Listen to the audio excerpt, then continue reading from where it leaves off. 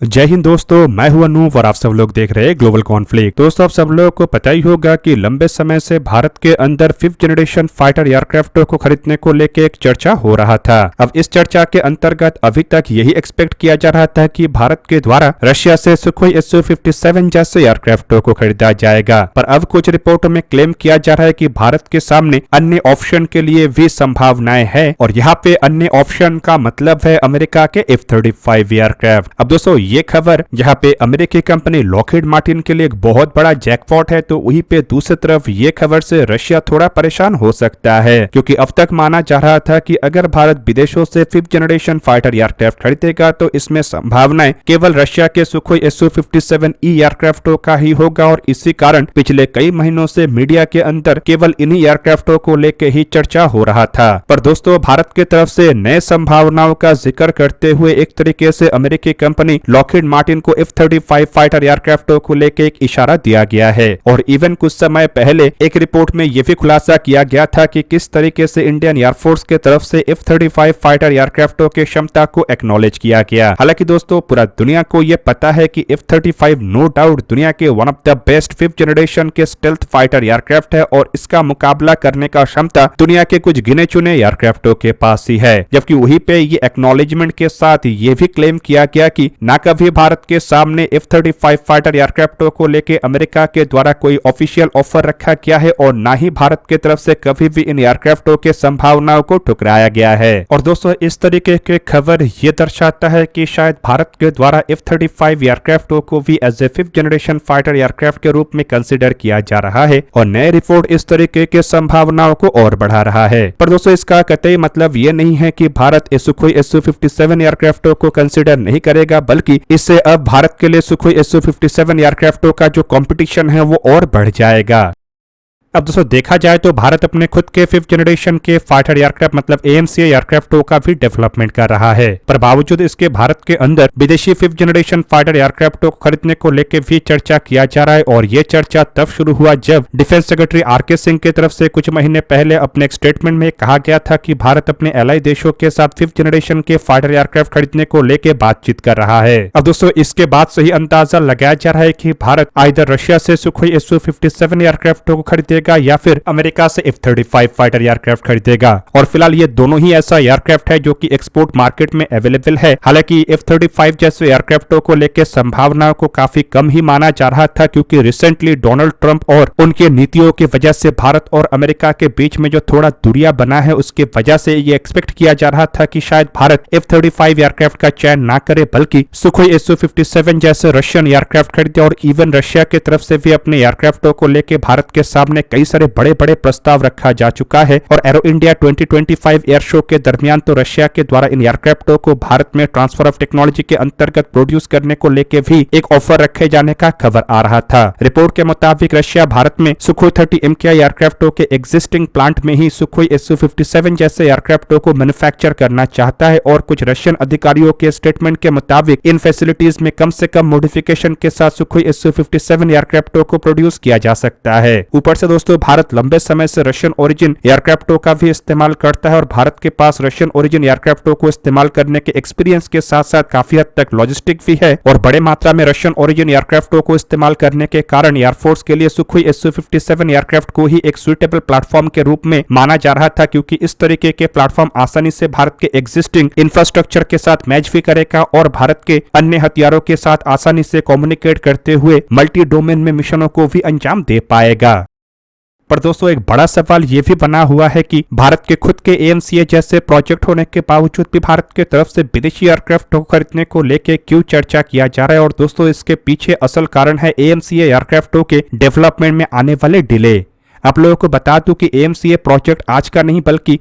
इसका शुरुआत एक तरीके से साल 2009 में ही हो गया था, लेकिन एक्चुअल में साल 2018 के बाद से ही AMCA प्रोजेक्ट के ऊपर तेज रफ्तार में काम शुरू किया गया। पर अभी भी इन एयरक्राफ्टों को हकीकत की शक्ल लेने में करीब करीब एक दशक का समय मतलब साल 2035 तक के समय लगेगा और एक्सपेक्ट किया जा रहा है कि इस समय के गैप को फिल करने के लिए ही भारत के द्वारा विदेशों से 5th जनरेशन फाइटर एयरक्राफ्ट खरीदने को लेकर इरादा बनाया जा रहा है, क्योंकि इस तरीके के एयरक्राफ्ट के माध्यम से भारत अपने बेड़े को जल्द से जल्द 5th जनरेशन फाइटर एयरक्राफ्टों से लैस कर पाएगा। और चाइना जो तेज रफ्तारी में J-20 एयरक्राफ्टों का प्रोडक्शन कर रहा है और भारत के साथ लगे हुए बॉर्डर में उसका डिप्लॉयमेंट कर रहा है, उसे भी काउंटर कर पाएगा। इवन आप लोगों को यह भी बता दूं कि चाइना के तरफ से J-35 जैसे एयरक्राफ्टों को भी पाकिस्तान को दिया जा रहा है और इसके बाद भारत के दोनों ही बॉर्डर में 5th जनरेशन के स्टेल्थ एयरक्राफ्टों का डिप्लॉयमेंट हो जाएगा। और ऐसे में 10 साल का इंतजार भारत के लिए एक चैलेंजिंग कंडीशन बना सकता है और इस चैलेंज को दूर करने के लिए ही शायद भारत विदेशों से कुछ लिमिटेड संख्या में ही सही लेकिन 5th जनरेशन के फाइटर एयरक्राफ्ट खरीदेगा। हालांकि दोस्तों F-35 एयरक्राफ्टों को लेके मीडिया में तो उतना अधिक चर्चा नहीं था, लेकिन आप लोगों को यह भी जान के रखना चाहिए कि पिछली बार जब प्रधानमंत्री श्री नरेंद्र मोदी अमेरिका के दौरे पे गए थे तब अमेरिकी प्रेसिडेंट डोनाल्ड ट्रंप की तरफ से भारत को F-35 जैसे 5th generation fighter aircraft export करने को लेके भी एक अनुमति दिया गया था। इवन इसके बाद जब रशियन वाइस प्रेसिडेंट भारत के दौरे पे आए थे तब भी उनके तरफ से F-35 एयरक्राफ्टों को लेके एक इशारा दिया गया था। हालांकि उसके बाद टैरिफ को लेके भारत और अमेरिका के बीच में थोड़ा मतभेद आया और इसी कारण इतने बड़े अनुमति के बावजूद भी F-35 एयरक्राफ्टों को लेके ज्यादा कुछ चर्चा नहीं था और इवन यही एक्सपेक्ट किया जा रहा था कि इस टैरिफ के कारण शायद भारत अमेरिका से कभी F-35 जैसे फाइटर एयरक्राफ्टों को ना खरीदे।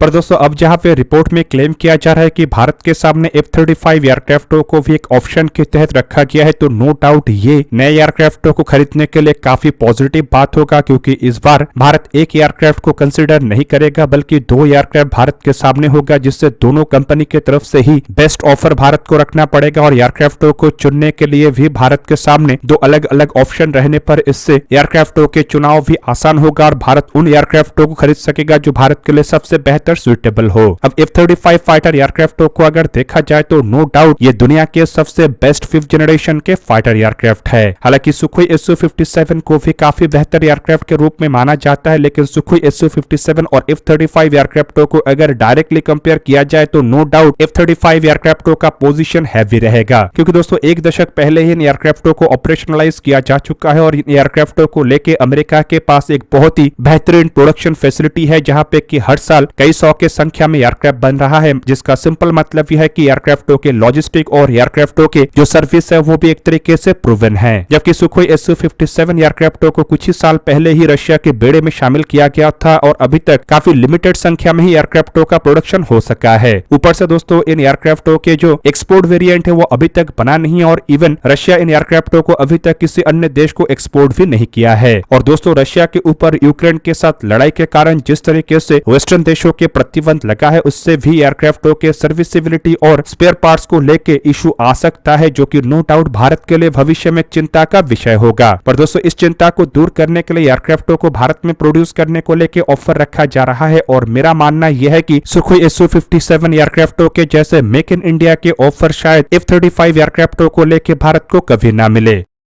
ऊपर से अगर लिमिटेड संख्या में एयरक्राफ्टों को भारत खरीदता है, मतलब 2 से 3 स्क्वाड्रन एयरक्राफ्ट खरीदता है, तब भी मुझे नहीं लगता है कि सुखोई Su-57 जैसे एयरक्राफ्टों को मेक इन इंडिया इनिशिएटिव के अंतर्गत प्रोड्यूस करने के तहत भारत आगे बढ़ेगा। पर दोस्तों कुछ रिपोर्टों में क्लेम किया जा रहा है कि भारत की तरफ से काफी बड़े मात्रा में ऐसे एयरक्राफ्टों खरीदा जा सकता है, क्योंकि भारत को अपने स्क्वाड्रन स्ट्रेंथ मजबूत करने के लिए बड़े मात्रा में एयरक्राफ्टों का जरूरत है। ऐसे में अगर भारत 100 या 140 के आसपास एयरक्राफ्ट भी खरीदता है तो इन एयरक्राफ्टों को कुछ डायरेक्टली और कुछ मेक इन इंडिया इनिशिएटिव के अंतर्गत भारत में प्रोड्यूस किया जाएगा। और दोस्तों ऐसे कंडीशन में सुखोई Su-57 एयरक्राफ्ट का ही ऑप्शन भारत के सामने रह जाता है, क्योंकि F-35 जैसे एयरक्राफ्टों के ट्रांसफर ऑफ टेक्नोलॉजी और मेक इन इंडिया इनिशिएटिव को लेके मुझे नहीं लगता है कि अमेरिका कभी अनुमति देगा। पर दोस्तों F-35 एयरक्राफ्ट भारत के लिए काफी बेहतर ऑप्शन हो सकता है, क्योंकि इन एयरक्राफ्टों को अमेरिका के तरफ से चाइनीज एयरक्राफ्टों को काउंटर करने के फोकस में ही बनाया गया है और ऐसे में चाइना के J-20 और J-35 जैसे एयरक्राफ्टों के सामने F-35 काफी अधिक सुपीरियर होगा। हालांकि दोस्तों अगर सुखोई Su-57 के साथ भी चाइनीज एयरक्राफ्टों को कंपेयर किया जाए तो नो डाउट सुखोई Su-57 भी चाइनीज एयरक्राफ्टों के तुलना में काफी आगे है, क्योंकि एक तरफ जहां पे चाइनीज एयरक्राफ्टों को लेके कोई भी भरोसा नहीं है तो वहीं पे दूसरी तरफ इन एयरक्राफ्टों को डेवलप करने के लिए चाइना के द्वारा चोरी के टेक्नोलॉजी और रिवर्स इंजीनियरिंग का उपयोग किया गया है, जिस कारण इन एयरक्राफ्टों की क्षमता को लेके भी कई तरीके के डाउट है। इवन कुछ एक्सपर्टों की तरफ से तो J-20 एयरक्राफ्टों को एक प्रॉपर 5th जनरेशन के एयरक्राफ्ट एयरक्राफ्ट तक नहीं माना जाता है, क्योंकि इन एयरक्राफ्टों में इस्तेमाल होने वाले जो इंजन है वो असल में एक 4th जनरेशन का इंजन है और ऊपर से एयरक्राफ्टों में कैनर्ड्स का उपयोग किया गया है जो कि 4 और 4.5 जनरेशन के एयरक्राफ्ट में इस्तेमाल होता है। और ऐसे कैनर्ड्स के वजह से एयरक्राफ्टों के रडार क्रॉस सेक्शन बढ़ जाता है, जो कि नो डाउट एयरक्राफ्टों के स्टेल्थ प्रोफाइल के ऊपर भी असर डालेगा।